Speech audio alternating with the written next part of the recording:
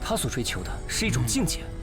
华古玉，远古宗门，间隔无数先辈都希望浩宇被你击败后悟剑得道，试图培养出自己的直系势力，剑化雷龙。你若将无形之手。 Hola semuanya, bagaimana nih kabar kalian? Semoga kalian dalam keadaan baik-baik saja, sehat selalu, serta dilancarkan rezekinya ya guys. Amin. Pada kesempatan kali ini, ya kita akan melanjutkan Tonghua dari Isi Tuzun, tepatnya untuk episode 75. Yang dimana untuk part sebelumnya kita sudah melihat pertarungan Lin Yun melawan Chu Hao. Ya walaupun tidak begitu epik, setidaknya Lin Yun telah membuktikan kalau dia memang jauh lebih kuat daripada Chu Hao. Pertarungan tersebut juga dimenangkan olehnya. Maka secara otomatis untuk murid peringkat pertama telah berhasil digeser oleh Lin Yun. Dan juga untuk kompetisi pertarungan aliansi sudah pasti dimenangkan olehnya juga. Akan tetapi secara tiba-tiba di akhir-akhir pertandingan dia tumbang dan diselamatkan oleh salah satu tetua yang Mimin lupa namanya guys.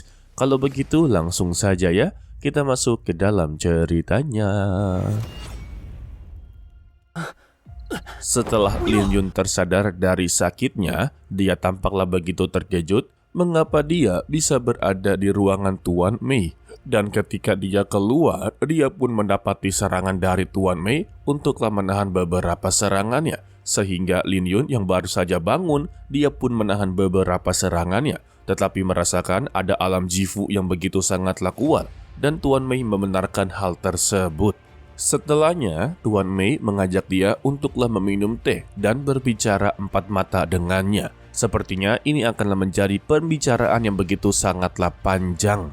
Ketika dia meminum teh milik dari Tuan Mei, seketika lukanya pun langsunglah sembuh. Hal ini membuat Lin Yun meminta untuk kedua kalinya. Sayangnya untuk Tuan Mei sama sekali tidak mau memberikannya. Karena untuk teh ini hanya bisa diminum segelas saja dengan tingkatan Lin Yun sekarang ini. Jika melebihi, maka dialah yang akan mendapati masalah. Dan Lin Yun hanyalah menjawabnya, lagi pula dia hanyalah bercanda. Apakah dirinya ini inginlah mencoba untuklah balas dendam? Tuan Mei tidaklah terima kalau dia juga sebenarnya sedanglah bercanda. Untuk barusan, dia hanyalah melakukan ujian.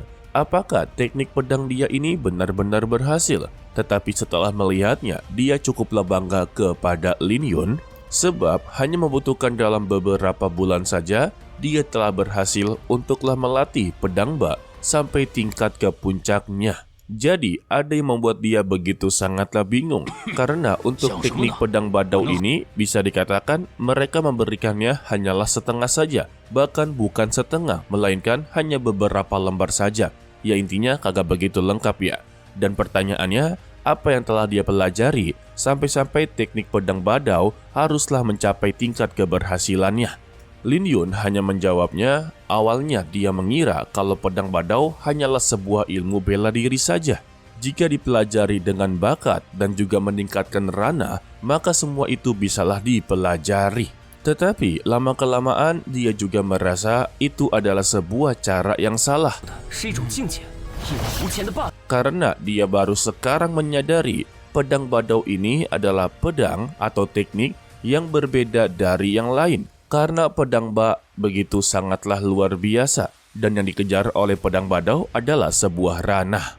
Tuan Mei langsunglah membenarkannya kalau pedang badau itu adalah pedang yang begitu sangatlah luar biasa dan biasanya pedang badau ini dianggap sebagai pedang ketulusan. Dan juga alasan dia tidak memberitahu apa tentang pedang badau kepada dirinya, jika dia memberitahunya lebih awal, maka jurus ini hanyalah sebuah ilmu pedang biasa saja.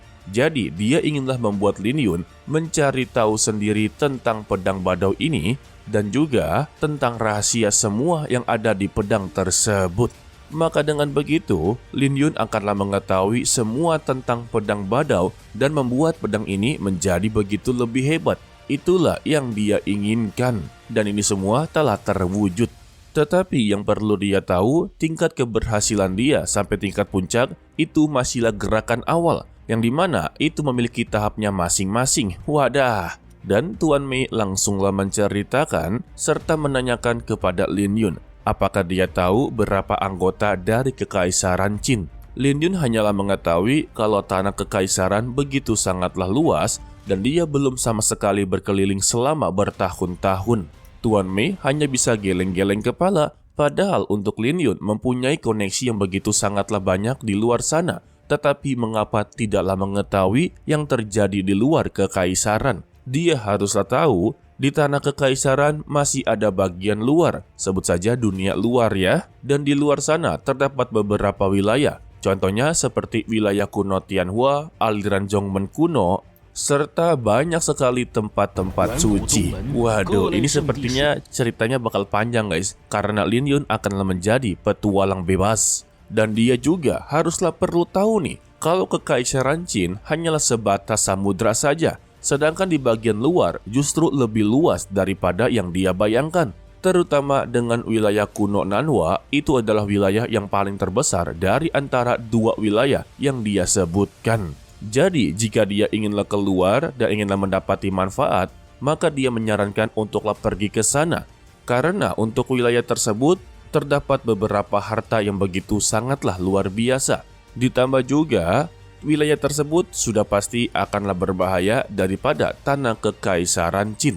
Contoh kasus pertamanya, dan sampai sekarang ini saja masihlah diselidiki, yang dimana kasusnya tersebut adalah kematian dari pedang leluhur Kaisan tidaklah bernama, dan dia telah dihabisi oleh seseorang yang berasal dari wilayah kuno Nanhua.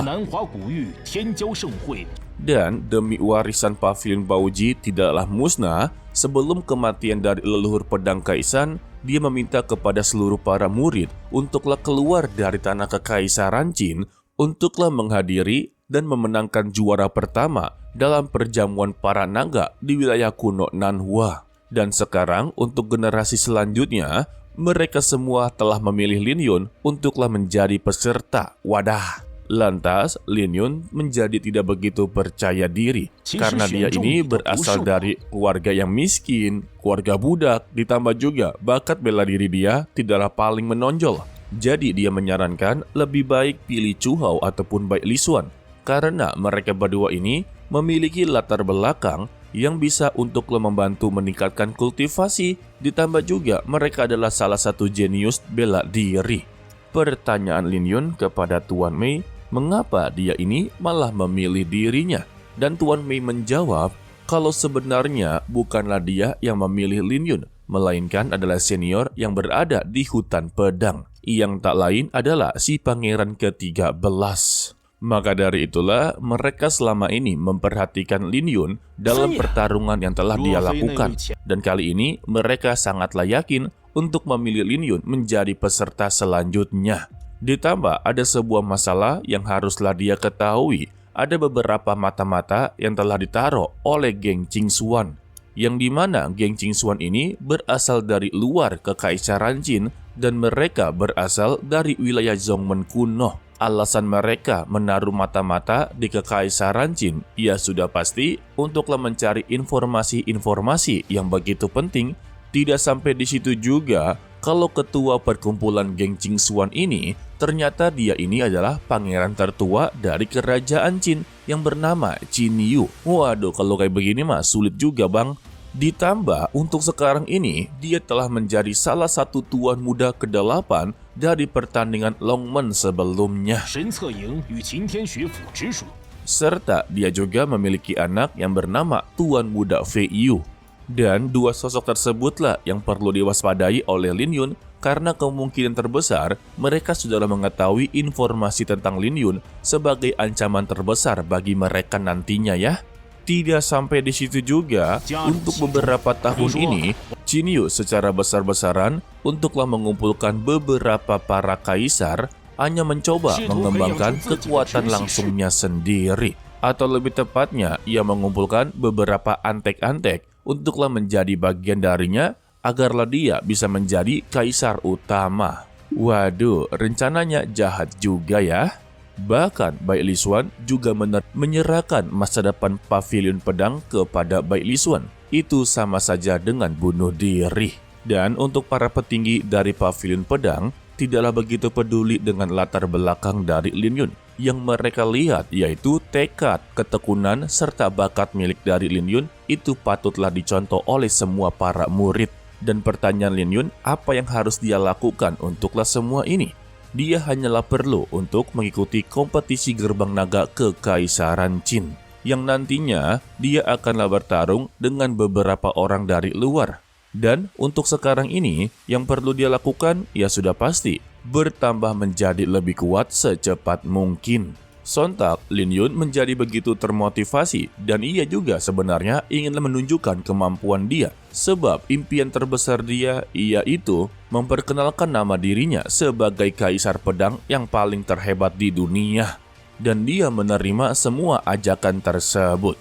Lantas, untuk Tuan Mei menjadi begitu sangatlah senang, nantinya dia juga akanlah mengajarkan seluruh pedang badau kepadanya. Dan keluarlah ketiga buku yang berada di tingkat spiritual. Dia hanya perlu untuklah memilih salah satu buku tersebut. Yang pertama yaitu teknik pedang petir, yang dimana nantinya pedang dia ini akanlah berubah menjadi naga petir. Wadah. Yang kedua yaitu ilmu pensil untuklah menguasai teknik tersebut.